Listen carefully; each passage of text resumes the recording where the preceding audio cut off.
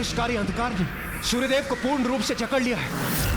हमें इसे रोकना ही होगा, अन्यथा सूर्यदेव के लुप्त होने से बहुत बड़ा अनर्थ हो जाएगा। समस्त सृष्टि का विनाश हो जाएगा।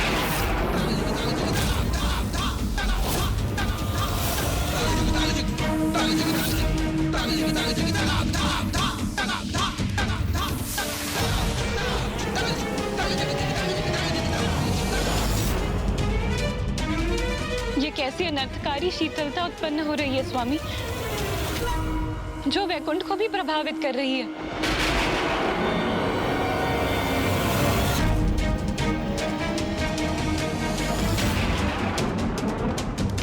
ये कैसा अनिष्ट हो रहा है प्रभु?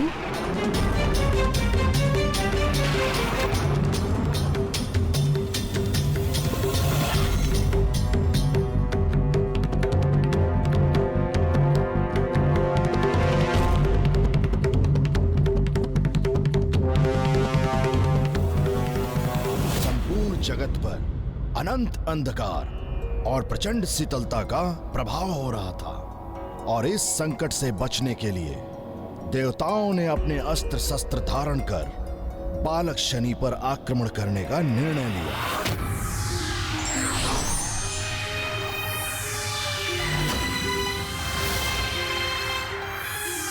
अब सभी अत्यंत शक्तिशाली देवता बालक शनि पर अपने प्रचंड अस्त्रों का लक्ष्य साधे उन्हें घेरे खड़े थे, किंतु शनि तनिक भी भयभीत नहीं हुए और ना ही उन्होंने सूर्यदेव पर अपने प्रभाव को रोका।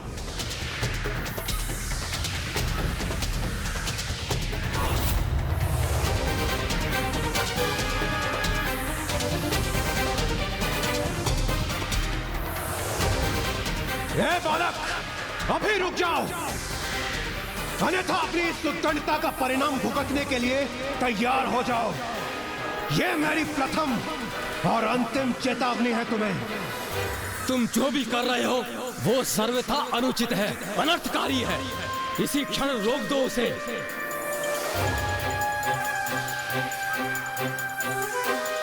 हे प्रभु, ये कैसी विकट परिस्थिति उत्पन्न हो गई है यहाँ।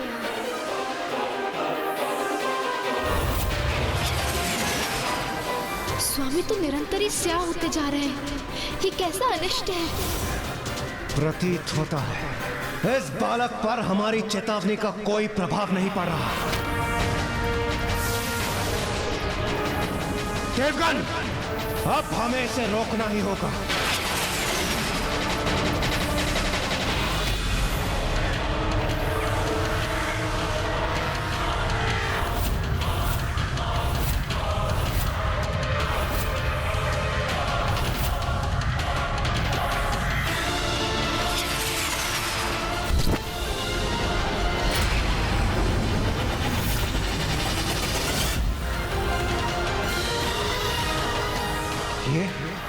ये असंख्य काग यहाँ कैसे पहुंच गए? हाँ देवराज, ये काग हमारा ध्यान बटाकर इस पर प्रहार करने से रोक रहे हैं।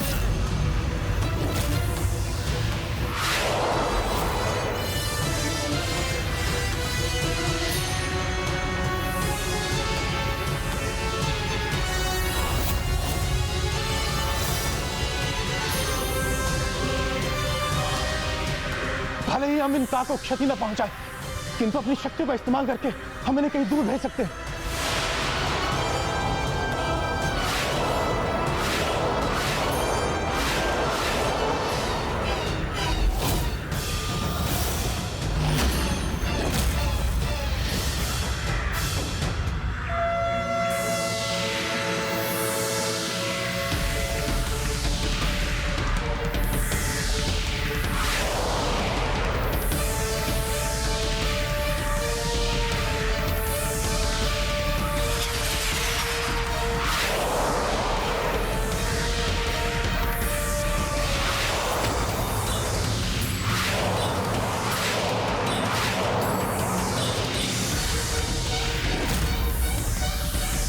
इन काग को रोकने के हमारे समस्त प्रयास विफल हो रहे हैं, और ये काग एकजुट होकर इस बालक की ढाल बन रहे हैं।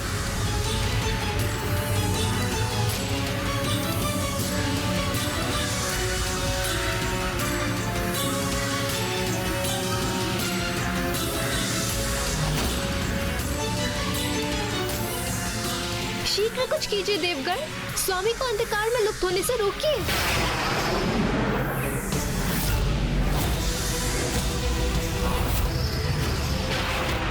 सूर्यदेव पर तो संकट बढ़ता ही जा रहा है, हमें शीघ्र कुछ करना होगा।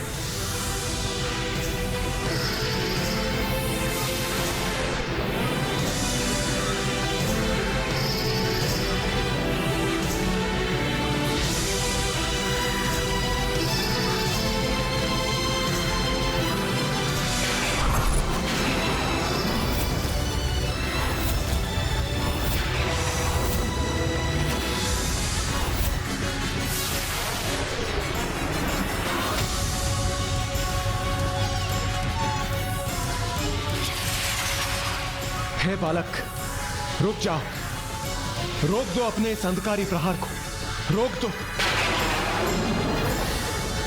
अन्यथा ये भीषण शीत संपूर्ण सृष्टि के विनाश का कारण बनेगी।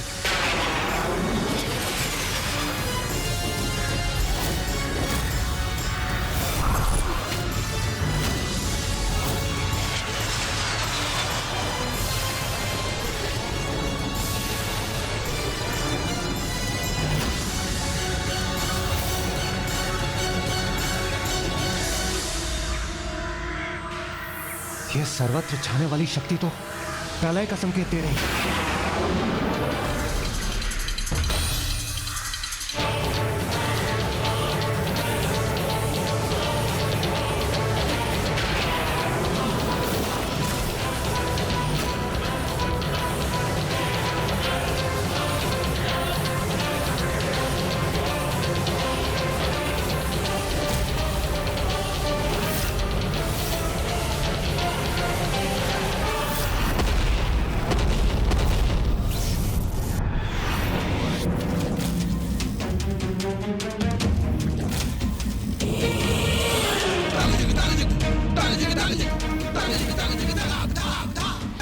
स्वामी, ये शीत तो सर्वत्र विनाश करेगी, इसे शीघ्र रोकने का कुछ उपाय कीजिए नाथ।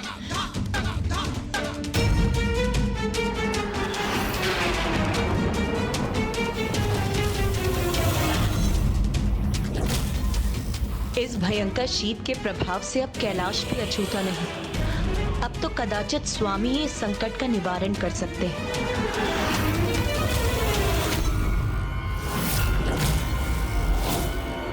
इसके पूर्व की और विलंब हो जाए, सर्वत्र सर्वनाश हो जाए, किसी भी तरह इस बालक को रोकना ही होगा।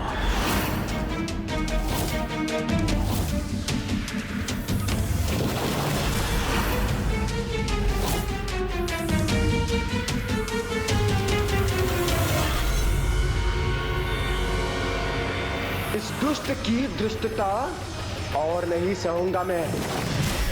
अपनी गदा प्रहार से आघात कर रोकूंगा इसे। नहीं पुत्र, तुम नहीं, देवी छाया रोकेंगी इसे।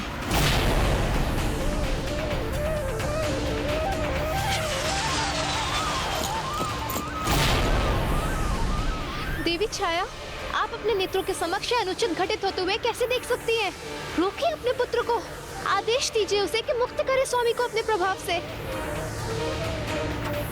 और वैसे भी ये संघर्ष हमारा है, हमारे अधिकारों का संघर्ष। इसमें स्वामी और उनके साथ समस्त संसार को अंधकार में धकेलने का क्या लाभ? ऐसे शांत स्थिर मत रहिए देवी, कुछ कीजिए देवी, कुछ कीजिए। उचित कह रही देवी संज्ञा, व्यक्तिगत अधिकारों के संघर्ष में इतना बड़ा सर्वनाश तो सर्वथा अनुचित है।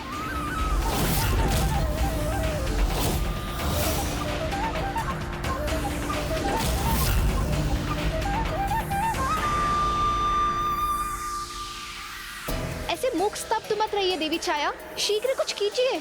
आप मेरी प्रति छाया है, मुझसे ही आपका अस्तित्व है।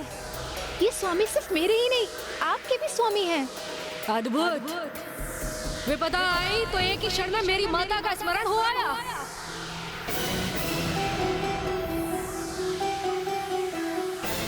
विपदा आई तो आपने ये भी स्वीकार कर लिया कि मेरे पिता सूर्यदेव हैं। और वो सिर्फ आपके ही स्वामी नहीं, मेरी माता के भी स्वामी हैं।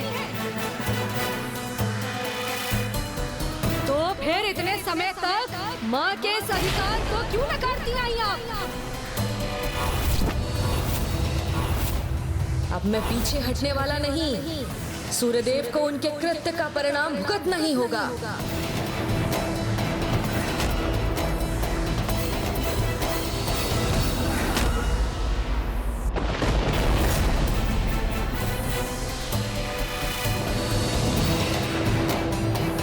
बस करो पुत्र, अब बहुत हुआ। रोक दो अपने प्रभाव को। आप भी किसके छलाव में आ रही हैं माता? ये विवश होकर आपको महत्व दे रही हैं, क्योंकि अब मैं इनकी विपदा बन गया हूँ। किंतु क्यों पुत्र? रोक दो इसे। किसी की विपदा बनना तुमको शोभा नहीं देता, क्योंकि ऐसा कर तुम स्वामी को ही नहीं समस्त सृष्टि को दंडित कर रहे हो, और मुझे, अपनी माता को भी दंडित कर रहे हो। बस करो पुत्र, अब बहुत हुआ। रोक दो अपने प्रभाव को। रुक जाओ पुत्र।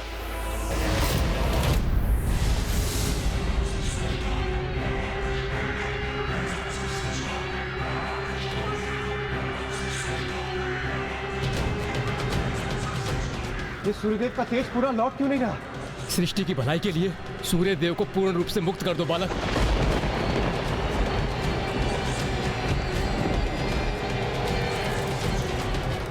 तुम्हारी माता मेरी ही प्रतिछाया है, इसलिए मैं भी तुम्हारी माता के समान ही हूँ। अपनी माता का अनुरोध सुनो पुत्र। रोक दो इस अनर्थ को। इसी में हम सभी का कल्याण निहित है पुत्र। अपनी माता का आदेश सुनो पुत्र। अपनी दृष्टि से उत्पन्न इस प्रभाव को लौटा दो।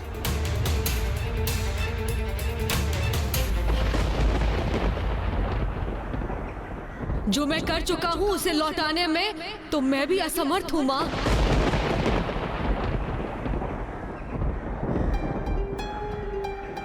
नहीं, ये नहीं हो सकता। इस प्रकार तो समस्त सृष्टि सूर्यदेव के प्रकाश से वंचित होकर विनाश के निकट पहुंच जाएगी। अर्थात इस प्रलय को कोई नहीं रोक सकेगा। न सृष्टि शेष रहेगी, न स्वर्ग, न देव शेष रहेंगे, न दानव। तो क्या अब सभी का अस्तित्व नष्ट हो जाएगा?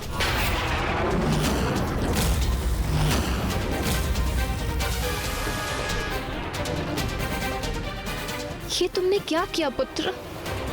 अब ये जगत तुम्हारा किस नाम से परिचय प्राप्त करेगा? यही कहेगा ना कि तुम वो छाया पुत्र हो जिसने संसार से सूर्य देव को लुप्त कर प्रलय की स्थिति उत्पन्न कर दी है। और वो भी तभी संभव है जब कोई किसी का नाम लेने के लिए शेष रहेगा, अन्यथा अब तो सभी कुछ नष्ट हो जाएगा।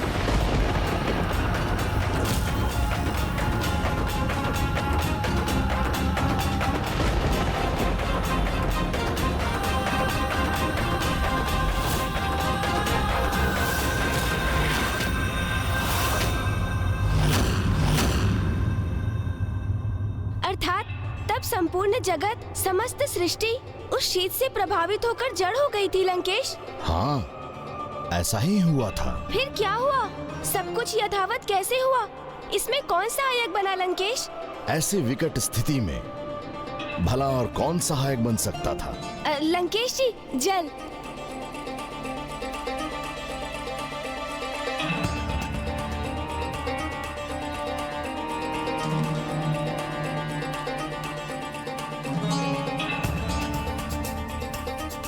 वहां उपस्थित सभी को ज्ञात था कि अब और कुछ करना संभव नहीं है। संपूर्ण सृष्टि चटक कर बिखरना आरंभ कर रही थी। उसके सर्वनाश का महासंकट अब निकट था।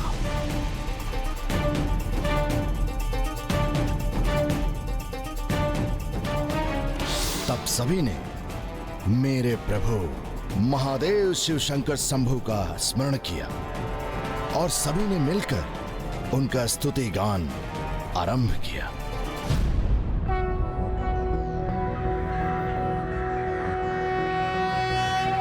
कर्पूर गौरम करुणावतारम संसार सारम भुजगेंद्रहारम सदा वसंतम हृदयारविंदे भवम भवामी सहितम नमामि।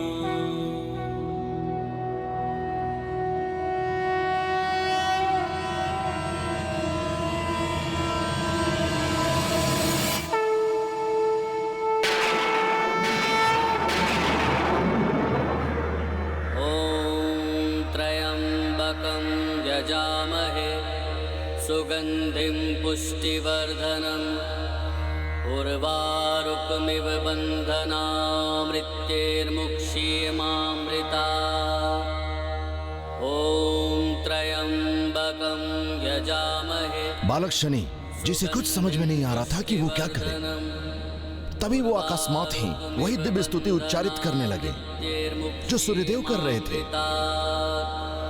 ओम त्र्यम्बकं यजामहे सुगंधिं पुष्टिवर्धनम् उर्वारुकमिव बन्धनात् मृत्युर्मुक्षीयमामृतात् ॐ त्र्यम्बकं यजामहे सुगंधिं। इस दिव्य मंत्र के उच्चारण से जिस अनुपम शक्ति और भक्ति का संचार हो रहा है वो मुझे अत्यंत प्रभावित कर रहा है। ओम त्र्यम्बकं यजामहे सुगंधिं पुष्टिवर्धनम्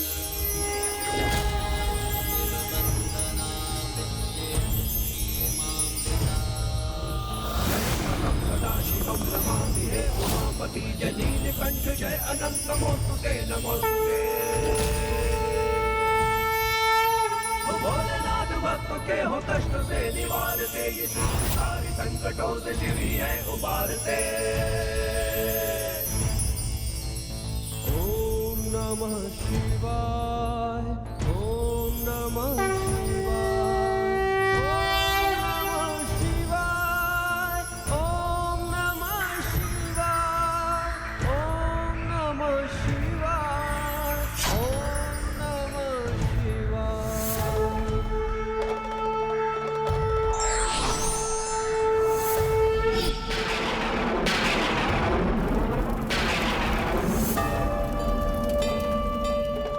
प्रणाम महादेव,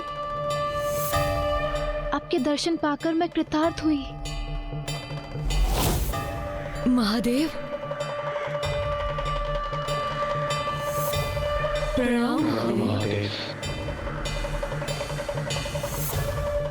प्रणाम महादेव।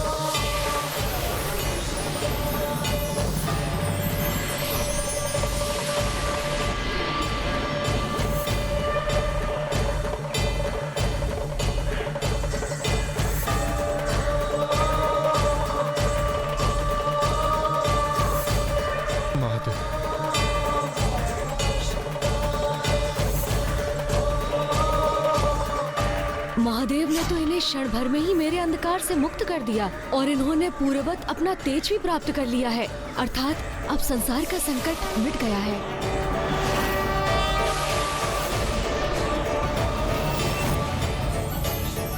महादेव की, जगत पिता महादेव की, जगत पिता महादेव की, महादेव की, जगत पिता महादेव की।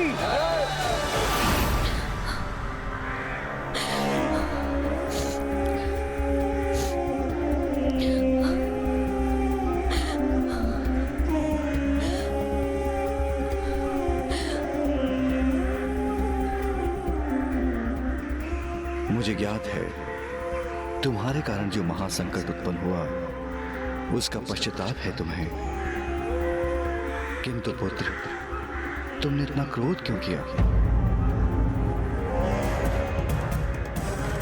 प्रभु, माँ की पीड़ा मुझसे नहीं सही जाती।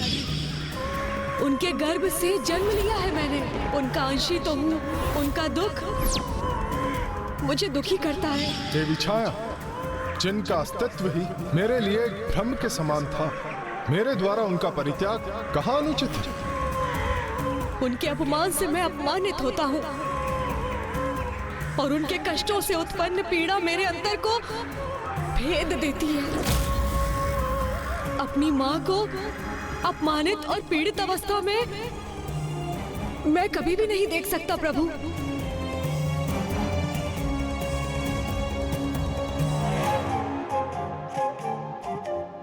तुम्हारी ऐसी अद्भुत मातृ भक्ति का साक्षी बन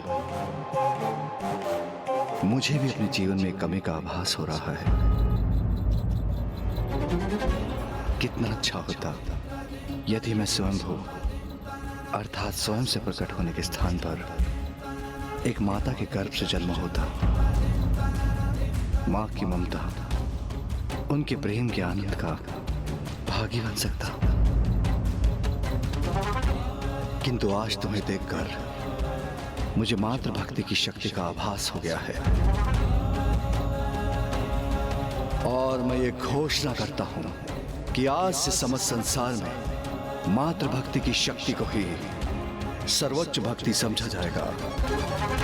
जो पुत्र अपनी माँ की भक्ति करेगा, जो पुत्र अपनी माँ की भक्ति उसे मेरा ही नहीं, उसे समस्त देवी देवताओं का समस्त देवी आशीर्वाद प्राप्त होगा। जो पुत्र अपनी माँ की भक्ति करेगा उसे मेरा ही नहीं, उसे समस्त देवी देवताओं का समस्त आशीर्वाद प्राप्त होगा। आशीर्वाद प्राप्त होगा। मुझे तो मात्र इतना ही आशीर्वाद दीजिए प्रभु कि मुझे अपना अधिकार भले ही प्राप्त ना हो किंतु मेरी माँ वंचित ना रहे। उन्हें वो स्थान, वो आदर्श प्राप्त हो जो उन्होंने अपने सुख कर्मों से अर्जित किए हैं।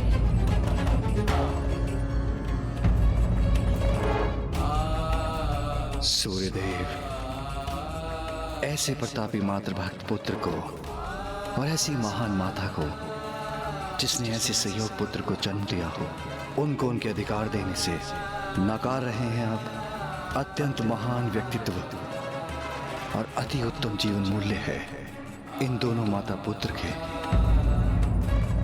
जहां एक और ये निष्ठावान पुत्र अपनी माता को उसके कर्मों का सुफल दिलवाने का प्रयास कर रहा है और वहीं दूसरी ओर ये महान माता जो करुणा, ममता और त्याग का प्रतीक है, उन्हें उनके अधिकारों से वंचित रख रहे हैं आप। माँ तो स्वयं भगवान का ही स्वरूप होती है। उसे रुष्ट करने का अर्थ होता है भगवान को रुष्ट करना। मुझे क्षमा कर दीजिए महादेव, मुझसे बहुत बड़ी भूल हो गई, किंतु मैं अपनी इस भूल को सुधारने में तनिक भी विलंब नहीं करूंगा भगवान।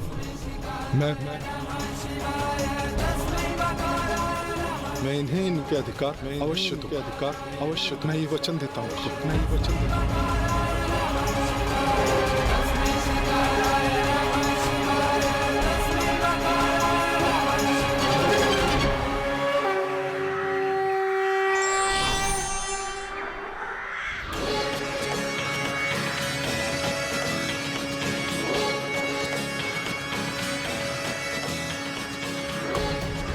मुझे क्षमा करना देवी,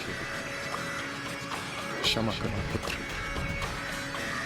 आज समस्त देवताओं की उपस्थिति में मैं देवी छाया को अपनी अर्धांगिनी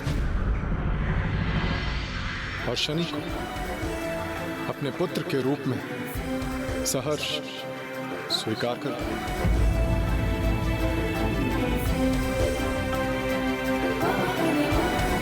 सूर्यपुत्र की, सूर्यपुत्र की, सूर्यपुत्र की। बालक हो, ना समझ हो, इसीलिए ऐसी अनुचित मांग रख रहे हो। और जिस प्रकार तुम व्यवहार कर रहे हो एक उद्दंड, एक पथभ्रष्ट बालक के समान, तो तुम्हें तो अपने पुत्र का अधिकार देने का कोई प्रश्न ही नहीं उठता। मुझे चेतावनी देने का दुस्साहस कर रहे हो। अपनी माँ की आज्ञा का पालन करना भी नहीं सीखा तुमने, उद्दंड बालक। उनकी आज्ञा सुनो और चले जाओ यहाँ से। रुकिए, रुकिए।